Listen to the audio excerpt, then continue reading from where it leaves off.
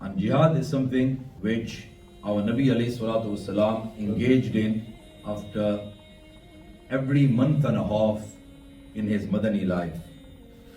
So it is a sunnah of our Nabi alayhi salatu wasalam.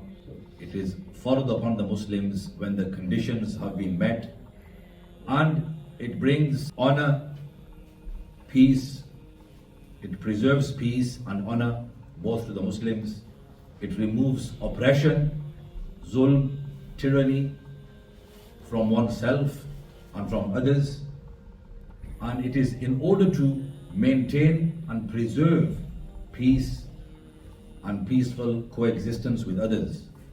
And if a person abandons jihad, then we are observing today what the result is, that there is nothing left but humiliation, there is slavery, ghulami, there is disgrace, and it results in oppression of the Muslims, as the jihad has been abandoned by the so-called Muslim leaders that we have today. There are 57 Muslim states, but they are complicit by not doing anything, by their inaction of what is happening to the innocent Muslim citizens of Palestine. And in the Quran al-Majid, in this verse that I have mentioned, and this is repeated in Surah Al-Anfal, Surah Al-Tawbah, this is the solution to all acts of oppression against the Muslims. It is not about peace. Peace can only be achieved through the barakah of jihad, through the instrument of jihad, which is fard, as I mentioned. It mentions, Allah subhanahu wa ta'ala mentions it in Surah Al-Baqarah, كُتِبَ عَلَيْكُمُ الْقِتَالُ وَهُوَ كُرْهٌ لَكُمْ, that the qital, fighting in the cause of Allah subhanahu wa ta'ala, has been declared fard upon you, even though you may dislike it.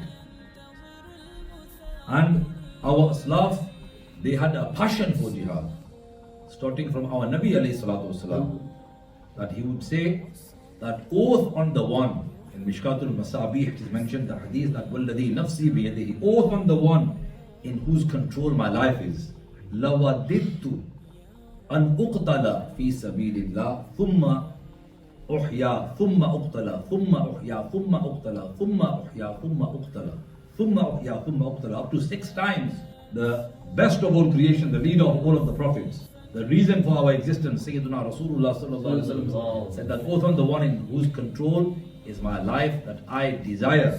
मैं ये पसंद फरमाता हूँ कि मैं अल्लाह की राह में कत्ल किया जाऊँ. आका अलैहिस्सलाम की ये ख्वाहिश मुबारक, फिर जिंदा किया जाऊँ, फिर दोबारा कत्ल किया जाऊँ, फिर जिंदा किया जाऊँ, फिर कत्ल किया जाऊँ अल्लाह की राह में, फिर जिंदा किया जाऊँ. यानी 6 मरतबा आका अलैहिस्सलाम ने ये फरमाया, up to 6 times. This is the passion of our Master sallallahu alaihi wasallam, and this is through the barakah of jihad we achieved Fateh Makkah. Makkah was conquered. And this was also the sunnah of all of the Aslaf, of the Sahaba Kiram Ridwanullahi Ta'ala alayhim ajma'in, because they studied the Quran and they implemented the Quran. It is mentioned in Surah Al-Tawbah that those people who have believed and they migrated and they fought in the path of Allah with their wealth and with their lives. As a Muslim has sold his life to Allah. إِنَّ اللَّهَ اشْتَرَى مِنَ الْمُؤْمِنِينَ أَنفُسَهُمْ وَأَمْوَالَهُمْ بِأَنَّ لَهُمُ الْجَنَّةِ. And surely Allah has purchased from the believers their lives and their wealth in exchange for Jannah. So we, from head to toe, our bodies belong to Allah subhanahu wa ta'ala. If it is lost in the path of Allah, then it has gone into the hereafter, and it has been given to Allah, it has been sacrificed to Allah subhanahu wa ta'ala.